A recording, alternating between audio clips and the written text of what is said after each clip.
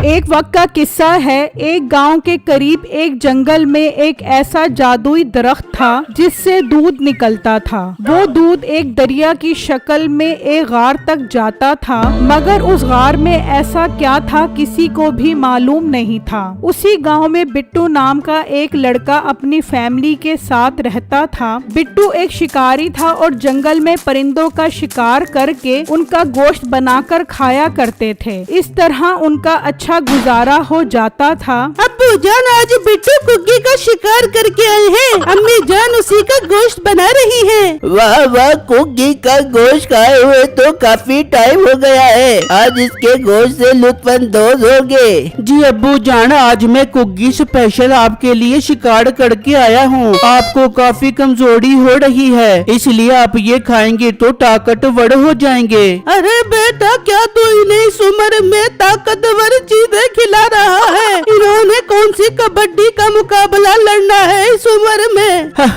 अम्मी जान, खाने दे अब्बू जान को ताकतवर चीजें। आखिर आप दोनों को इस उम्र में ताकतवर चीजें खिलाना मेरा फर्ज है। मुझे अपना फर्ज पूरा करने दो। बेटा, मुझे मुर्गाबी का गोश्त बहुत पसंद है। इस बार तो मुझे मुर्गाबी का गोश्त खिला। जी अब्बू जान, आप फिक्र मत करें, मैं इस बार आपको मुर्गाबी का शिकार किया हुआ गोश्त खिलाऊंगा। उसी गांव में मीठे नाम का एक आदमी अपनी बीवी और सास के साथ रहता था। वो भी परिंदों का शिकार किया करता था, लेकिन जहां वो शिकार करता था वहां बहुत ही कम परिंदे थे। अरे क्या मसला है? आज तो सुबह से शाम हो गई, कोई परिंदा ही नहीं मिला। लगता है आज खाली हाथ ही वापस जाना पड़ेगा। मीठा थोड़ा आगे जाता है तो उसे एक तीतर नजर आता है। अरे वाह तीतर, आज तो मजा आ जाएगा तीतर का शिकार करने का। लेकिन ये तीतर तो अकेला मेरी सास ही खा जाएगी। कोई नहीं, सासू माँ के लिए कोई और मसला हल करता हूँ। मीठा बंदूक चलाकर तीतर का शिकार कर लेता है। चलो जी, तीतर का शिकार तो हो गया। अब अपनी सासू माँ के लिए गोश्त का मसला भी हल करता हूँ। मीठा थोड़ा आगे आता है तो उसे एक कौवा नजर आता है। मिल गया, अपनी सासू माँ के लिए गोश्त मिल गया। मीठा उस कौवे को मार देता है और उसे भी अपने साथ लेकर घर की तरफ चला जाता है और उनका गोश्त बनाकर घर पहुंच जाता है। देख बेगम, आज तीतर और मुर्गाबी दोनों का शिकार करके आया हूँ। तो एक काम कर, दोनों को अलग अलग हांडी में बना। अरे मीठे, अलग अलग बनाने की क्या जरूरत है? दोनों को एक ही हांडी में बनाते हैं। तीतर और मुर्गाबी मिलकर ऐसा जायका बनाएगी कि मजा आ जाएगा। अरे नहीं सासू माँ, तीतर हवाई परिंदा है और मुर्गाबी समंदरी। दोनों मिलेंगे तो जायका खराब हो जाएगा। बेगम, ये तीतर का गोश्त है, ये तू अलग हांडी में बना, और ये मुर्गाबी का गोश्त है, इसे अलग हांडी में बना। आज सासू माँ को मुर्गाबी का गोश्त खिलाएंगे। ठीक है मीठे, भी बढ़ाती हूँ। फिर नसीबो अलग अलग हांडी बनाने लग जाती है। मीठे को बड़ी फिक्र हो रही है अपनी सासू माँ को मुर्गाबी का गोश्त खिलाने का। कर रहे मैं ऐसा नहीं होने देबूंगी। मुर्गाबी का गोश्त तो मैं ही खाबूंगी और तीतर का गोश्त अम्मी जान को खिलाबूंगी। जब खाना तैयार हो जाता है तो नसीबो तीतर का गोश्त लेकर अपनी माँ के पास आती है। ये लो अम्मी जान, खाना तैयार हो गया, खा ले बो। नसीबो ला दे, आज तो मुर्गाबी का गोश्त खाकर मजा आ जाएगा। हाँ हाँ अम्मी जान, मुर्गाबी का गोश्त तू तोड़ के खाबो। वो उसे खाना देकर चली जाती है और वो दोनों खाने बैठ जाते हैं। ओ बेगम, सासू माँ को मुर्गाबी का गोश्त ही दिया है ना? हाँ हाँ मीठे, मैंने उन्हें मुर्गाबी का गोश्त ही दिया है। ये तीतर का गोश्त है, हम दोनों मिलके तुन के खाते हैं। वो दोनों खाने लग जाते हैं और गोश्त खत्म हो जाता है। वाह मीठे, मजा आ गया। काका काका काका। अरे बेगम, तेरी आवाज को क्या हो गया? का का का का। मीठे, तूने मुझे का का का का खिला दिया। और तुझे किसने कहा था तू का का का का का? और मुझे भी का का गोश्त खिला। फिर जब रात होती है तो वो दोनों सो जाते हैं और सुबह तक गोश्त का असर भी खत्म हो जाता है। वो दोनों उठकर घर से बाहर आ जाते हैं। मीठे, कल तूने बिल्कुल ठीक नहीं किया। मेरी माँ को कब्बा खिला रहा था।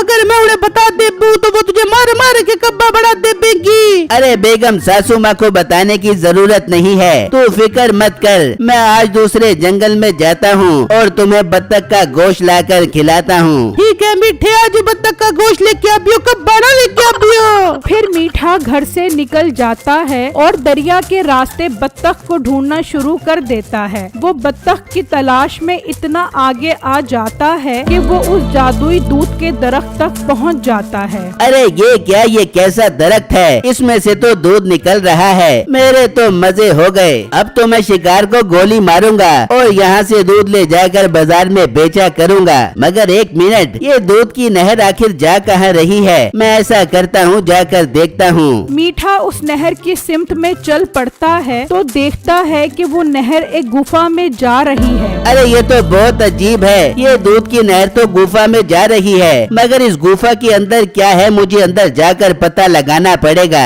मीठा जैसे ही उस गुफा के अंदर जाता है तो उसकी चीख निकल जाती है, बचाओ बचाओ, मुझे बचाओ।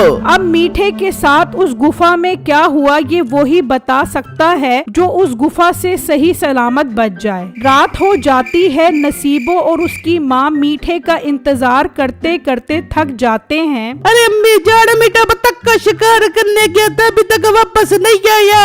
बेटा काम करते हैं, जंगल में जाकर मीठे को ढूंढते हैं। नहीं अम्मी जान, इस वक्त तो जंगल में जंगली जानवर होंगे, वो हमें खा जाएंगे। मैं बिट्टू के पास जाती हूँ, वो भी जंगल में शिकार खेलता है, उससे बात करके आती हूँ। ये कहकर नसीबो घर से निकलती है और बिट्टू के घर आ जाती है। बिट्टू मेरा भाई, मेरा मीठा जंगल में बतख का शिकार करने गया था, रात हो गई मगर अभी तक वापस नहीं आया। तो हम क्या करें? तुमने तो सारी जिंदगी मेरे बेटे को तंग किया है, इसकी दुकान को आग लगा दी, यहाँ तक कि मेरा बेटा शिकार करने पर मजबूर हो गया। हम कुछ नहीं करेंगे, तुम जाओ। नहीं अब्बू जान, ये वक्त इन बातों का नहीं है, मुझे मीठे भाई की मदद करनी होगी। मैं सुबह होते ही जंगल जाकर मीठे भाई को ढूंढूंगा। ठीक है बेटे, मैं इंतजार कर बेबूंगी, तो मेरे मीठे को वापस लेके आ जा बियो। ये कहकर नसीबो वहाँ से चली जाती है। बेटा तूने हमें क्यों भरी? देखा नहीं मीठे ने सारी जिंदगी हमें कितना तंग किया है।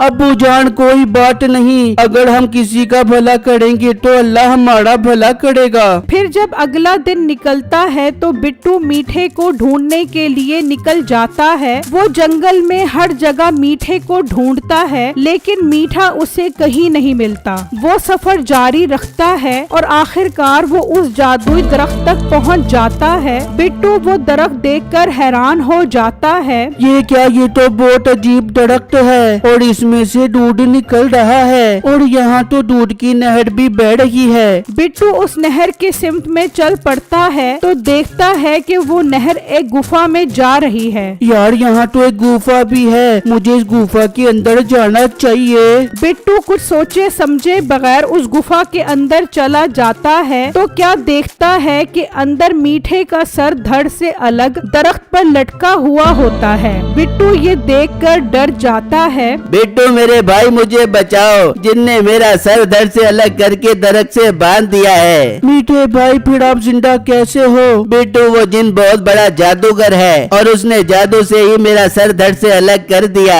अगर उसे खत्म न किया तो वो पूरे गांव वालों के सर धड़ से अलग कर देगा और पूरी दुनिया पर हुकूमत करेगा। मगर मीठे भाई उसे खत्म कैसे किया जाए? बिट्टू मेरे भाई ये मुझे नहीं पता, वो आने वाला होगा, तुम उसके आने से पहले पहले यहाँ से चले जाओ। बिट्टू देखता है कि वहाँ पर कुछ बोरियां पड़ी होती हैं। मीठे भाई आप फिक्र मत करो, मैं बोरियों के पीछे छुप जाता हूँ और उसके आने का इंतजार करता हूँ। बिट्टू उन बोरियों के पीछे छुप जाता है और कुछ देर बाद वो जिन वहाँ पर आ जाता है। ये क्या, मुझे यहाँ किसी इंसान की बदबू आ रही है? तो जिन भाई मैं भी इंसान हूँ, मैं कौन सा लक्कड़ का बांदर हूँ? अरे हाँ तू इंसान ही तो है और ये तेरी ही बदबू है, मैं तो भूल ही गया था। जिन भाई बादाम खाया करो, लगता है आपका दिमाग दिमाग काफी कमजोर हो गया है। आपको तो ये भी नहीं पता होगा कि आपकी जान किस में है। इतना भी मेरा दिमाग कमजोर नहीं है, मुझे सब याद है। मेरी जान नागासाकी के पहाड़ों में मौजूद एक गुफा में मिट्टी की मूर्ति में है और वहाँ तक मेरे अलावा कोई नहीं जा सकता।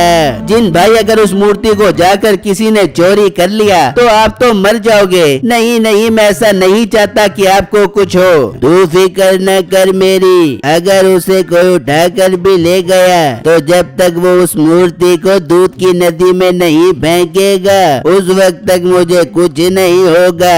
और वैसे भी उस गुफा की हिफाजत मेरा एक बाज कर रहा है। अरे यार, मीठे भाई तो बहुत तेज निकला, बातों बातों में उससे सारी बातें उगलवा ली। एक बात सुन, कल मैं तुझे तेरे जिस्म से जोड़कर उस दूध की नदी में फेंक दूंगा, फिर तुम सब लोगों के सर उनके धड़ से अलग हो जाएंगे। कल तेरी बलि देने से मैं बहुत ताकतवर हो जाऊंगा और पूरी दुनिया पर हुकूमत करूंगा। अरे इसका मतलब इसने मीठे भाई को इसलिए पकड़ा है ताकि उसकी बलि से पूरी दुनिया पर हुकूमत कर सके। मुझे जल्दी जल्दी उस मूर्ति तक पहुंचना होगा। मीठे, मैं दूध की नदी में नहाने जा रहा हूँ, अब तू कल मरने के लिए तैयार नहीं। ये कहकर वो जिन गुफा से बाहर चला जाता है और बिट्टू बोरियों के पीछे से निकल आता है। मीठे भाई, मुझे समझ नहीं आ रहा वो गुफा कहाँ पर है। बिट्टू, मैंने कल उससे सुना था कि जब वो दूध की नहर में नहाता है तो उसका बाज दरख्त पर बैठकर उसकी हिफाजत करता है और जब वो नहाकर गायब हो जाता है तो वो बाज उड़कर वापस मूर्ति की हिफाजत करने चला जाता है। इसका मतलब जब वो बाज उड़कर जाए तो मैं भी उसके पीछे पीछे जाऊं और उस गुफा तक पहुंच जाऊं। हाँ बिट्टू, तुम्हें ऐसा ही करना पड़ेगा, बस मुझे बचा लो।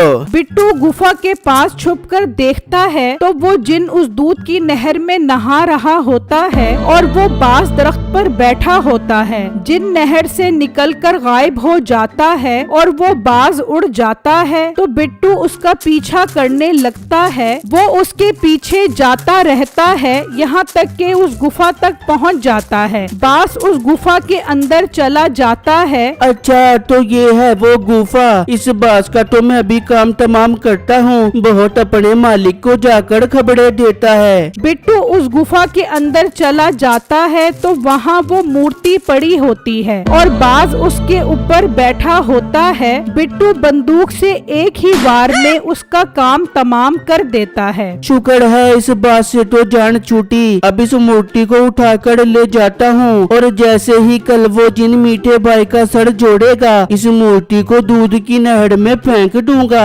बिट्टू उस मूर्ति को उठाकर वहाँ से ले जाता है और गांव पहुंचकर सब गांव वालों को बता देता है कि किस तरह वो कल जिन सब गांव वालों को मार देगा। बेटा, हम मरना नहीं चाहते, हमें बचा लो। बिट्टू मेरे भाई, अब हम सब गांव वालों की जिंदगी तेरे हाथ में है। तू मेरे मिट्टी को बलि से बचाकर सब गांव वालों को मरने से बचा ले।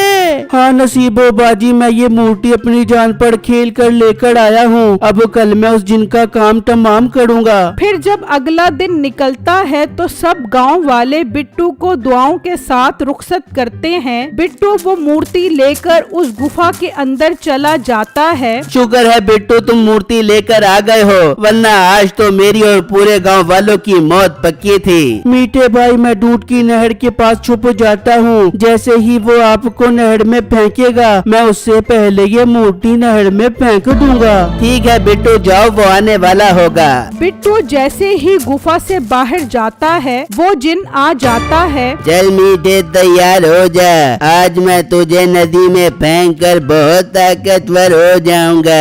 वो मंत्र पढ़ता है और मीठे का मुंह उसके जिस्म से जुड़ जाता है और वो उसे उठाकर गुफा से बाहर ले आता है। वो जैसे ही मीठे को नहर में फेंकने लगता है बिट्टू वो मूर्ति फेंक देता है। मूर्ति फेंकते ही उसे आग लग जाती है। ये तूने क्या किया? तू मेरी मूर्ति कैसे ले आया? वो जिन जलकर भस्म हो जाता है। फिर बिट्टू मीठे को लेकर वापस गांव पहुंच जाता है और इस तरह पूरे गांव वाले मरने से बच जाते हैं।